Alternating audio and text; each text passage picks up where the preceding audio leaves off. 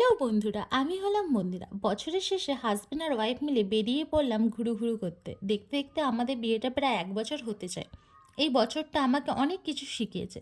জীবনে উত্থান ও পতনের দ্বারা অনেক কিছু পরিবর্তন এসেছে।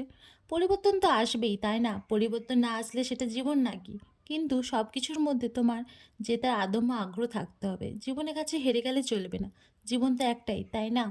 যাই হোক, আমার পর কাজের চাপে কোথাও নিয়ে যেতে পারছিল না, তাই 5 দিন ছুটি নিয়ে আমাকে সাথে নিয়ে চলে গিয়েছিল ননদের বাড়ি আদ্রাতে।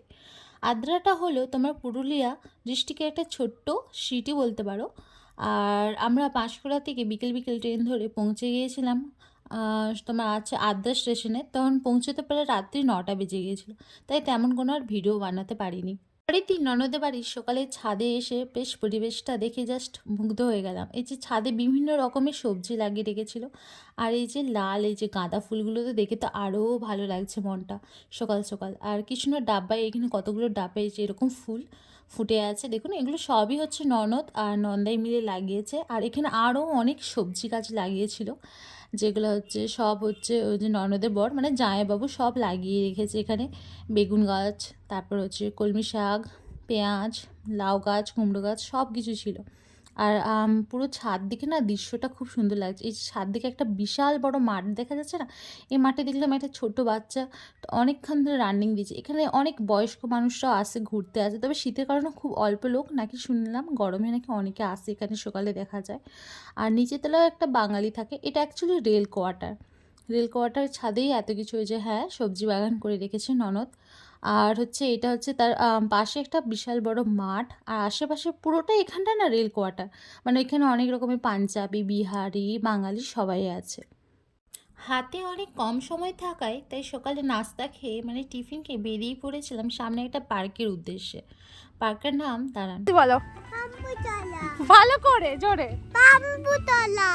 পার্কের নাম হচ্ছে স্বর্ণ জয়ন্তী উদ্যান। তো এখানে ভিড়ভাট্টা একদম ছিল না, কিন্তু ওই যে আমার ননদের ছোট মেয়ে, তার খুব একটা ফেভারিট জায়গা এটা, যেখান থেকে আমরা যতবারই মানে আমাদের বাড়ি থেকে যে কুটুমজন যায় না কেন ওদের বাড়ি, ওনার ডিমান্ড থাকে এখানে একবার করে সবাইকে ঘোরানো। তো প্রথম যখন মামা মামি গিয়ে যেত তাদেরকে ঘোরাচ্ছে। তো পাম্পুতলা এটা বাচ্চাদের মানে বেস্ট, সবাই তো জানেন বাচ্চাদের পার্ক হলে আর কি চাই, খেলার সব কিছু ছিল এখানে। মানে খেলার সব দোলনা, নাগরদোলনা, বাচ্চাদের এখানে বেশ ভালোই লাগছিল। আর এখানে মামা বাঘের পিঠে এই যে চেপেছে মামা আর ভাগ্নি মিলে, তাই তার ফটো তুলে দিচ্ছিলাম আমি। আর এই পার্কটা না বেশিরভাগটা হচ্ছে প্রাকৃতিক বা নেচারের দ্বারা ভর্তি ছিল, যে অন্য কিছু এক্সট্রা ছিল তা না। তো প্রায় হচ্ছে পার্কের মধ্যে অনেক জায়গায় যে মতিবিলের মতো ছিল, যেটা হচ্ছে অনেক শালুক ফুল ফুটেছিল বেগুনি গোলাপি রঙের, সেখান থেকে আমার বড় একটা শালুক ফুল তুলে এনে দিয়েছে। আর প্রচণ্ড না গরম লাগছিল, তো সবাই যে যার সোয়েটার খুলে নিয়েছিলাম প্রায়।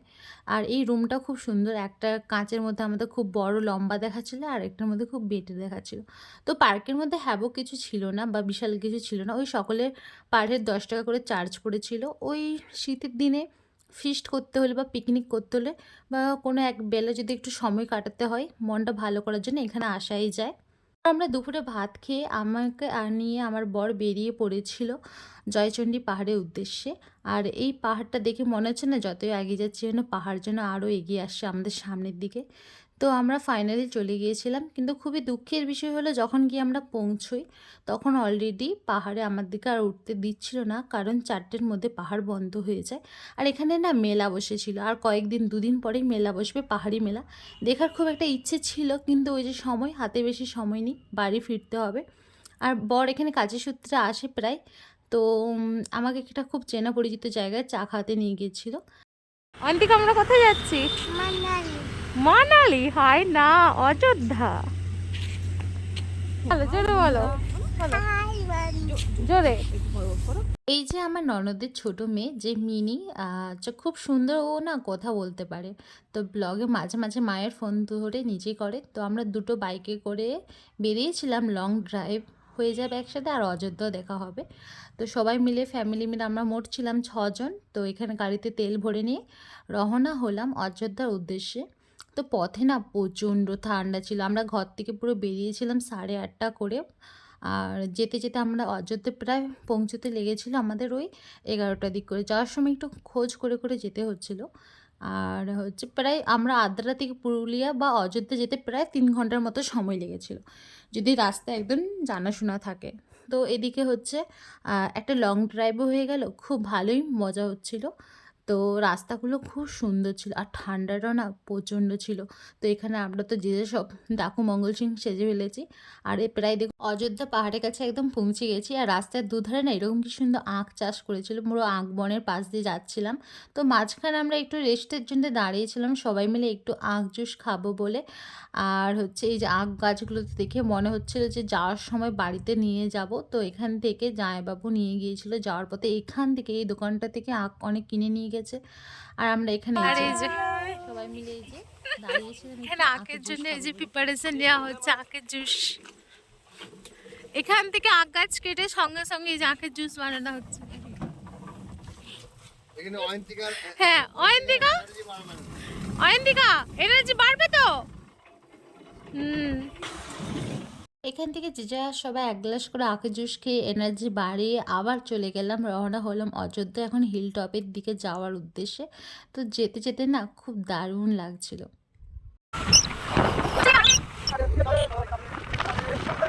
তো আমরা হচ্ছে অযোধ্যা হিল টপে এসে পৌঁছে গিয়েছি, এখানে একটু দাঁড়িয়েছিলাম আর একটু ফটো ভিডিও করার জন্য। তো এখানে একটু দাঁড়ানোর পর আমরা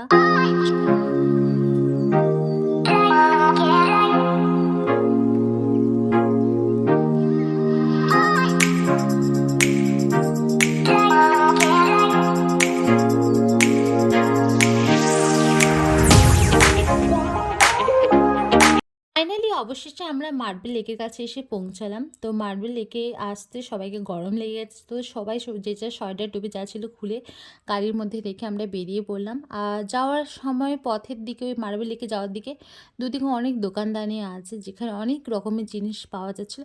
আর এখানে আসলে না বরাবর কি গরম লাগে, কেন লাগে তোমরা যদি কেউ জেনে থাকো অবশ্যই কমেন্টে জানো। আমার ননদ বলছিল নাকি এখানে একটু মানে প্রচুর এখানটা আসলে নাকি গরম লাগে। ননদে এই নিয়ে অনেকবার মানে 2 বা 3 বার আসা হয়ে গেছে ননদেরও। তো মার্বেল লেকটা খুবই সুন্দর লাগছে। আজ থেকে 3 বছর আগে একবার এসেছিলাম কলেজের ট্রিপ থেকে। তো অনেক দেখছি পরিবর্তন হয়ে গেছে, অনেক কিছু চেঞ্জ হয়েছে লেকটা। তো বেশ ভালোই লাগছে। তারপর আমরা চলে গিয়েছিলাম বাপনি ঝর্ণা দেখতে। এখানে এসে দেখি প্রচণ্ড পরিমাণে মারাত্মক ভিড় ছিল, কারণ আমরা 25শে ডিসেম্বরে একদিন আগে গিয়েছিলাম। তো দেখছি আশেপাশে প্রচণ্ড পরিমাণে ভিড়। আর এই ঝর্ণাটাও খুব দারুণ ছিল। তো দেখতেই পাচ্ছ এখানে কে কে এসছে অবশ্যই কমেন্টে করো। আর পশ্চিমবঙ্গের বাংলা নয় আমাদের একটু কাছাকাছি মানে বলতে পারো ঘোরার এই স্পটটা খুব দারুণ, যারা যারা এখনও যাওনি যেতে পারো। তো আমার তো এটা নিয়ে 2বার হয়ে গেল। তো ভালোই লাগছে পরিবেশটা, আর আমার এখানে এসে না খুব ভালোই লাগছে, একদম স্যাটিসফাই। কম সময়ে কম খরচের মধ্যে একদম দারুণ একটা ঘোরার প্লেস। তারপর আমরা চলে গেছিলাম লোয়ার ড্যাম আর আপার ড্যাম দেখতে। তো লোয়ার ড্যাম দেখতে এসে না খুব একটা দুর্ঘটনা হয়েছে, যেটা কি হয়েছে বলছি। সবাই চাই একটু আনন্দ করতে আসতে চাই, আনন্দের জন্য একটু বা ঘুরতে মনোরঞ্জনের জন্য আসি। কিন্তু এখানে হঠাৎ করে দেখলাম একটা টার্নিং পয়েন্টে একটা গাড়ি না একটু হেলে গেছে। তো যাদের দিকে বলছে আসছো খুব সাবধানে এসো আর সাবধানে চলো, পাহাড়ে উঁচু উঁচু রাস্তা দেখে তো আমার খুব ভয় লাগছিল। বাট যারা অবশ্যই আসছো খুব সাবধানে গাড়ি চালাও আর দেখে শুনে চালাও। আর হচ্ছে এখানে তো এরকম অবস্থা। তারপরে আমরা মাঝে বসে গেলাম একটু বনভোজন করতে এই অযোধ্যার মাঝে। বাড়ি থেকে সব রান্না বান্না করে নিয়ে এসেছিলো ননদ। তো আমরা এখানে দুপুরে যেটা পেয়েছিলাম, যেটা রান্না করেছিল তাই জন্য অমৃত লাগছিল। ছিল ডাল, আলু চোখা, মাছ ভাজা আর হচ্ছে বাঁধাকপির ছেচকি, এটাই যেন অমৃত লাগছিল। তারপর আমরা চলে গেলাম আপার ড্যামে। চারিদিকটা খুব সুন্দর একদম ছিল। আর হচ্ছে আপার ড্যামের একদিকটা দেখে মনে হচ্ছে সুইজারল্যান্ড, আরেকটার দিকে দেখে মনে হচ্ছে কি মনে হচ্ছে আমি নিজে বলতে পারছি না, লেক বা হ্রদ মনে হচ্ছে। আর আমরা এই দুটো জায়গায় স্পট ঘুরেছিলাম, বেশি কিছু ঘুরিনি। তাড়াতাড়ি সন্ধে হওয়ার আগেই পাহাড় থেকে নেমে এসেছিলাম, কারণ সাথে বাচ্চা ছিল। তো বাড়ি ফিরেই রাতে হয়েছিল আমাদের বিরিয়ানি পার্টি। তো বিরিয়ানিটা আমার বর করেছিল, প্রথমটা একদম পেঁয়াজগুলো বেরেস্তাগুলো ছুঁয়ে ফেলেছিল, বাট ওভারঅল খুব সুন্দর হয়েছিল। পরের দিন সকালে আমরা এই যে আদ্রা, এত কুয়াশা দেখতেই পাচ্ছ লেখাটা বোঝা যাচ্ছে না। আদ্রা থেকে আমরা আবার বেরিয়ে পড়েছিলাম বাড়ি যাওয়ার উদ্দেশ্যে বা রওনার পথে। আর যে বাড়ি এসে আমরা হচ্ছে আমার শাশুড়ি মাকে কী কী কিনে এনেছি সেটাই দেখাই। এই যে এটা একটা মূর্তি মা, ওই যে বলতে পারো মুখোশের সেটা নিয়ে এসেছিলাম। আর স্মৃতির উদ্দেশ্যে এটা অযোধ্যার একটা পাহাড়ের স্মৃতি নিয়ে এসেছিলাম। আর আসার পথে না দিলখুশ দেখতে পেয়েছিলাম। তো আমার ননদের জন্য খুবই আফসোস হচ্ছিলো, কারণ ননদ বলেছিল যে দিলখুশ পেলে নিয়ে যেতে, কিন্তু যাওয়ার পথে না কিছুই পাইনি, আমরা নিয়ে যেতে পারিনি, কারণ কোনো রকম লোকাল ট্রেনে উঠিনি। তো নেক্সট টাইম গেলে অবশ্যই ননদের জন্য নিয়ে যাবো, এই ভিডিওতে বলে রাখলাম। একটা ছোট্ট সুন্দর ট্রিপ কেটে গেল। তো বছরের শেষটা খুব দারুণ গেল। দেখা হবে নতুন এক বছরে নতুন একটা ভিডিও, পজিটিভ এনার্জির সাথে। সবাইকে নতুন বছরে